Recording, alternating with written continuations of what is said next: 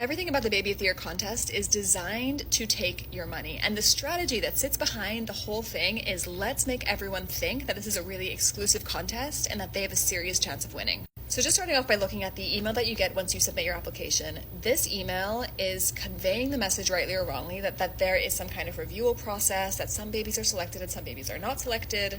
They literally say, thank you for your patience as we review submissions, and should you be selected, you will be contacted with your next steps. I think what we realize now is that most babies are selected or pass through to the voting stage, which, funnily enough, is where they can start taking your money. So when you eventually get the acceptance letter, which I have not because I created a very fake application, so clearly there's some kind of vetting going on here, unless my email is to be delivered. I'll let you know if I get it accepted. But once you get accepted, you're then put into a group. What they do not communicate is that there are, from what I understand, about 7,000 groups. So if you are in the top 10 or the top 5 or the top 2, you are in a group, one group of about 7,000 that you could be competing in. It's not one long list of babies, it's 7,000 lists of maybe up to 25. So by nature, you being in the top 5 might feel really impressive and you might be very proud of yourself, but what you're not realizing is that there are 6,999 other groups that you will eventually have to compete with.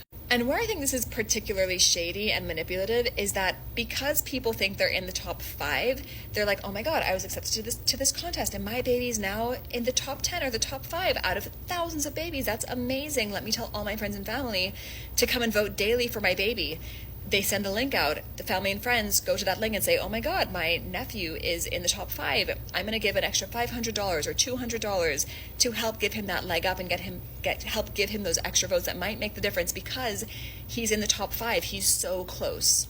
And what people don't realize, or I think they haven't realized until recently, and I still think a lot of people don't realize this, is that you might think that your chance of winning is better than it really is because you are in the top 5 or 10.